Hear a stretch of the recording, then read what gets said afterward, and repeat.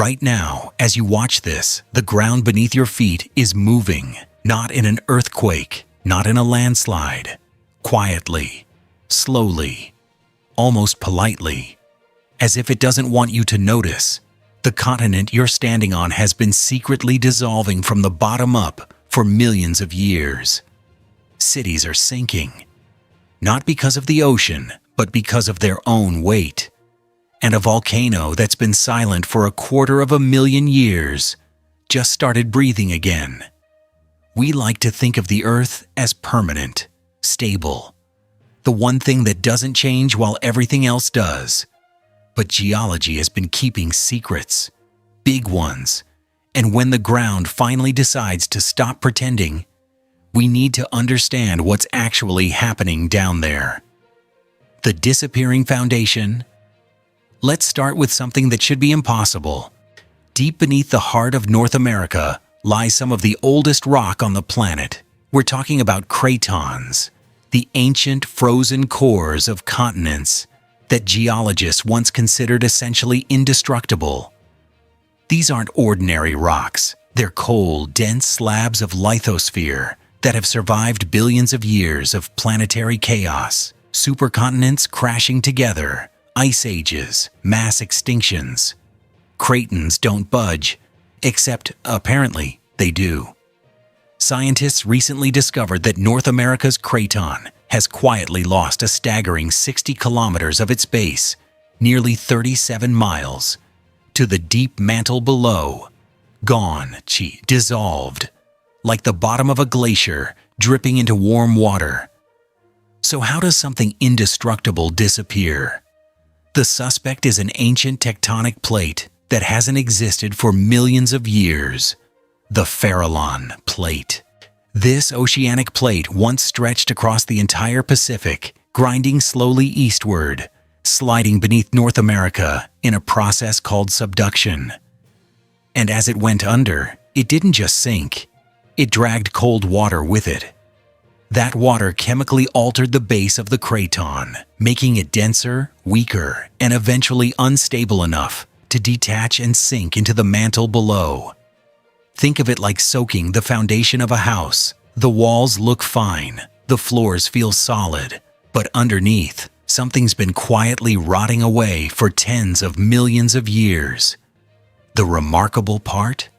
This process is still playing out, and the surface effects, subtle shifts in topography, changes in how the land rises and falls, are only now starting to be understood. The continent isn't as permanent as it looks.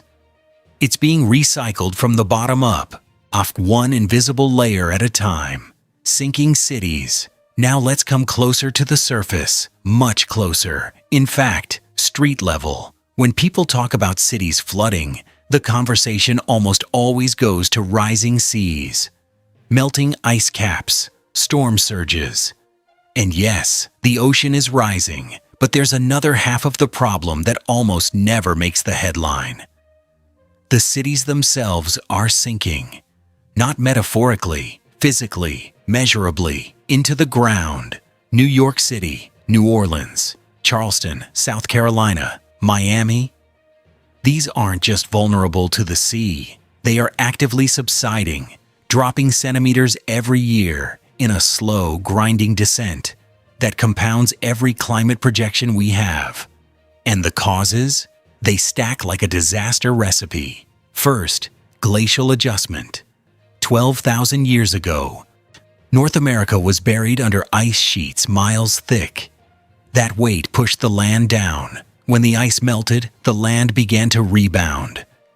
But it's not a uniform process. Some regions are lifting. Others, farther from the ice's center, are actually sinking in response. It's like pressing your thumb into a foam mattress. The middle rises, but the edges dip. Second, groundwater extraction. Beneath most major cities lies a vast reservoir of water, trapped in the soil and rock. For over a century, cities have been pumping that water out for drinking, for industry, for agriculture.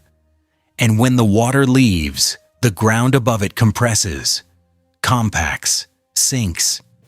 In some parts of the American South, this process alone accounts for several centimeters of subsidence per decade. Third, the weight of the cities themselves. This one is almost hard to believe. A study found that New York City's buildings exert such enormous pressure on the subsurface geology that the city is sinking partly under its own weight. Millions of tons of steel, concrete, and glass sitting on sediment that was never designed by nature to hold it. The result is a convergence of pressures, literal and figurative.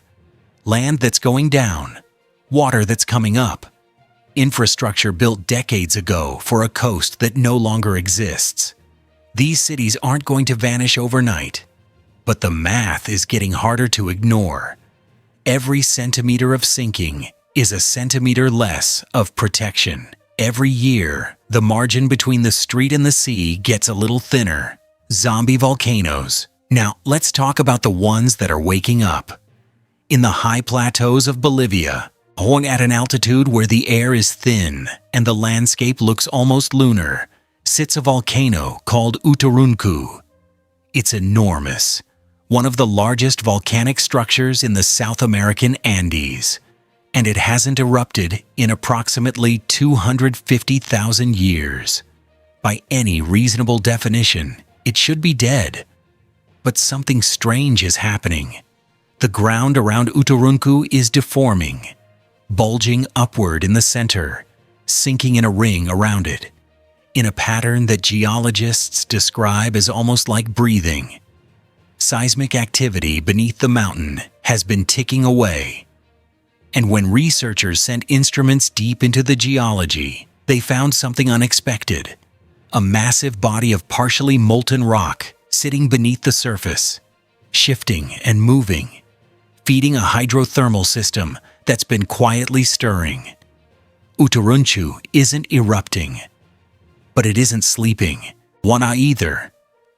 Scientists call these zombie volcanoes, systems that show signs of life without showing signs of an imminent eruption. Understanding the difference matters enormously. And Uturuncu is now one of the most intensely studied volcanic systems on Earth, precisely because it sits in that unsettling middle ground. It's not alone.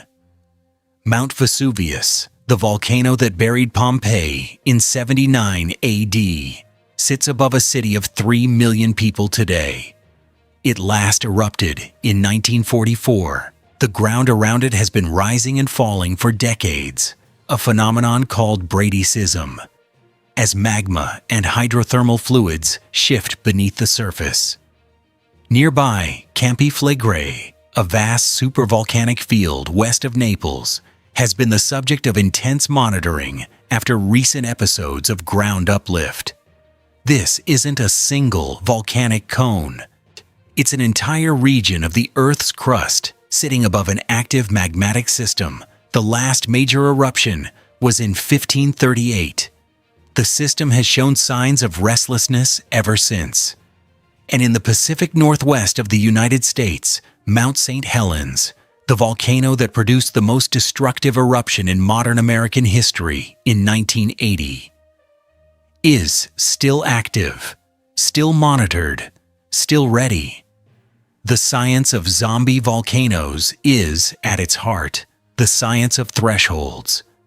These systems can simmer for centuries, even millennia, without crossing the line into eruption.